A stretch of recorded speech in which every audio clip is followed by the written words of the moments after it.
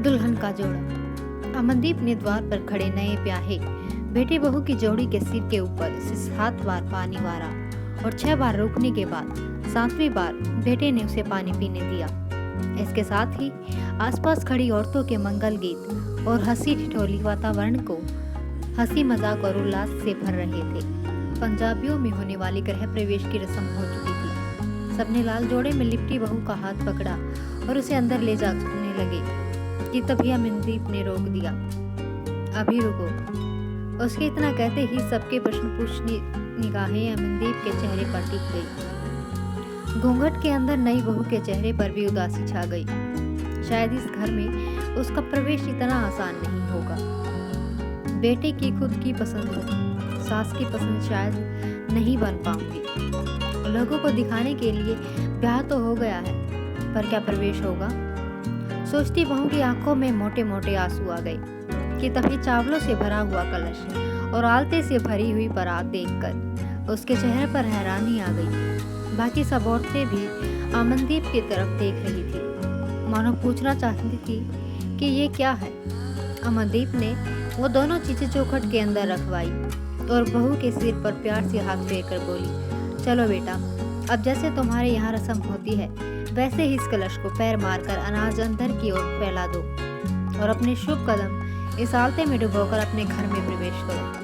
अमनदीप की बात सुनकर जहां नई बहू का चेहरा खुशी से खिल गया और वही उसके साथ विदाई में साथ आए भाई के चेहरे पर भी राहत नजर आई। कुछ और लोगों की प्रतिक्रियाएं भी देखने लायक थी। अमनदीप के ससुराल पक्ष के लोगों की त्योरियां चढ़ी हुई थी और उसके मायके की तरफ से उसके भाई बहन अमनदीप की तरफ मुस्कुराते हुए देख रहे थे। उन्हें पता था दीदी बीच का कोई ना कोई रास्ता निकाल ही लेगी। दरअसल अमनदीप का परिवार सिख समुदाय से था और इकलौते बेटे ने बिरादरी के बाहर अपने लिए जीवन साथी पसंद की थी।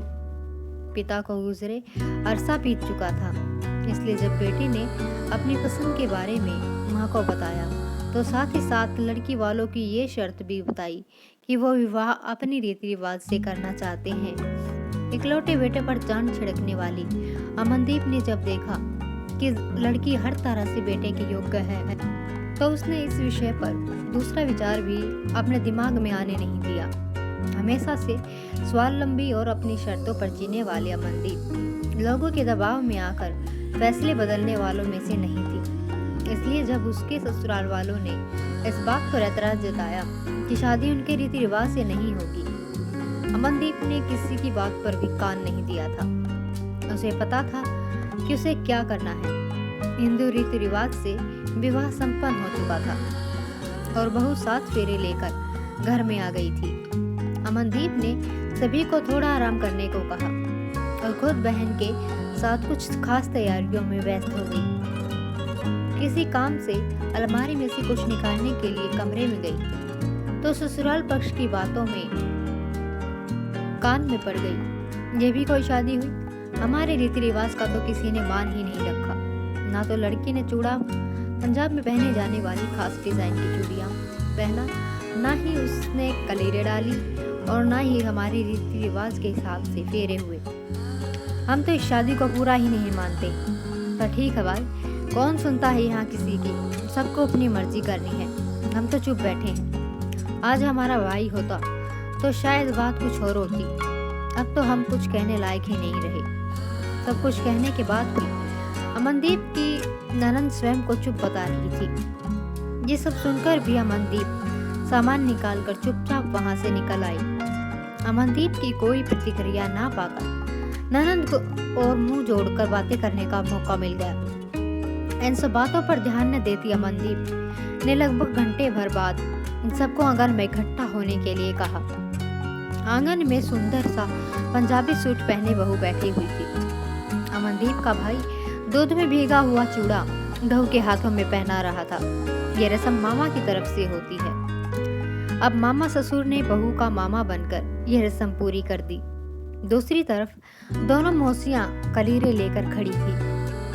कलीरे बहुत सुंदर लंबी लंबी लटकन जैसी होती हैं, जिन्हें पारंपरिक रूप से कोड़ियों और सूखे नारियल के साथ तैयार किया जाता है। और इन्हें चूड़ियों पर बांध दिया जाता है। सुनहरे रंग के चमकते कलीरे दोनों मौसियों ने बहू की चूड़ियों पर बांध दिए और उसके सिर के ऊपर से पैसे वार के कामवाली के हाथ में थमा दिए कि बहू को नजर न लगे। छुई मुई सी बहू ससुराल में ये सब दुलार देखकर फूली नहीं समा रही थी। माँ बाप से बिछड़ने का दुख सास का प्यार देखकर कम हो गया था।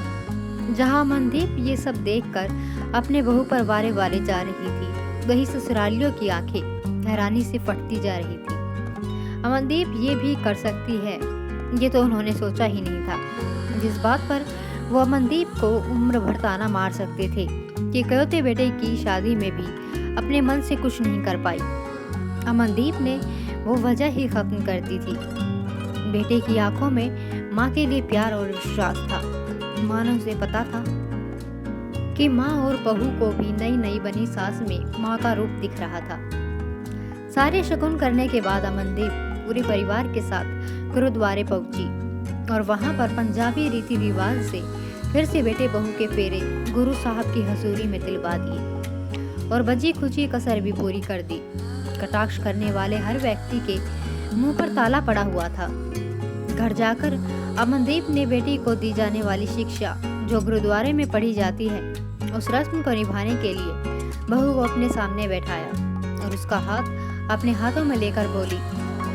हालांकि फेरों की रस्म दोबारा करवाने की मेरी कोई इच्छा नहीं थी, पर फिर भी कुछ लोगों को ऐसा लगता था मानो हमारे रीति रिवाज से विवाह संपन्न नहीं हुआ तो विवाह हुआ ही नहीं है। कल को कोई तुम दोनों पति पत्नी पर कटाक्ष ना करे, इसलिए मैंने एक छोटी सी पहल की है। मैं माँ बनकर तुम्हें ये सीख दे रही हूँ, इसलिए आज से तुम मेरी बेटी हुई। ये घर सिर्फ मेरा नहीं रहा, अब ये हमारा हो गया है। इस घर में तुम्हें कोई भी परेशानी हो तो मुझसे आकर कहना। कोई भी बात मन में मत रखना, मन में रखी बातें बड़ी हो जाती हैं। अगर कभी किसी आस पड़ोस या रिश्तेदारी में तुम्हें ये सुनने को मिले कि मैंने तुम्हारे खिलाफ कुछ कहा है तो सीधे मुझसे बात करना, कहीं सुनी पर कभी यकीन मत करना। यही बात मुझ पर भी लागू होती है। मैं भी खुद को तुम्हारी माँ समझकर अपने मन में कोई बात नहीं रखूंगी। एक माँ की ये सीख बेटी का जीवन खुशियों से भर देगी। कहते हुए उसने बहू का माथा चूम लिया और अपने सभी संबंधियों की तरफ से देखते हुए बोली, बेटी के माँ बाप बेटी को हमेशा अपनी रस्म के साथ ही विदा करना चाहते हैं, इसलिए मैंने बहू के मायके वालों की इच्छा का मान रखा। लेकिन इसके साथ ही आप सबकी इच्छा को ध्यान में रखते हुए मैंने अपने रीति रिवाजों को भी पूरा किया है। आशा करती हूँ कि अब किसी के मन में कोई संदेह नहीं होगा कि मेरे बेटे बहू बिना विवाह किए साथ रह रहे हैं, बल्कि अब तो उनका बंधन और भी मजबूत हो गया है। हंसते हुए अमनदीप बोली, 2 बार विवाह हो चुका है। बिरादरी से बाहर की बहू आने पर होने वाली किसी भी तमाशे की उम्मीद पर अमनदीप में पानी फेर दिया था और जिन नजरों से उसकी बहू उसे देख रही थी, उसे ना सिर्फ अमनदीप बल्कि बाकी सब रिश्तेदारों को भी यकीन हो गया था कि ये एक स्वस्थ रिश्ते की शुरुआत हुई है। निश्चय ही सफर भी बढ़िया ही गुजरेगा। बहू का भाई भी वापस जाने से पहले ये सब देख कर संतुष्ट हो गया था और उसने हाथ जोड़कर घर वापस जाने की आज्ञा मांगी। जल्दी से जल्दी घर पहुंचकर उसे माँ पापा को भी तो बताना था कि उसकी बहन में अपने ही घर में है। सच कहा है कि किसी ने कि रिश्ते की शुरुआत सकारात्मकता से की जाए तो उसका निभाना आसान हो जाता है। अमनदीप ने एक सशक्त माँ बनकर अपने बच्चों की खुशी के लिए वो किया जो आमतौर पर हमारे समाज में नहीं देखा जाता है। और उसकी ये पहल काबिले तारीफ है और उम्मीद करते हैं कि इस कारवां में और भी लोग जुड़ते जाएंगे और एक स्वस्थ समाज की रचना होगी। कहते हैं किसी रिश्ते की शुरुआत सकारात्मकता से की जाए तो उसका निभाना आसान हो जाता है। अमनदीप ने एक सशक्त माँ बनकर अपने बच्चों की खुशी के लिए वो किया जो आमतौर पर हमारे समाज में नहीं देखा जाता है। उसकी ये पहल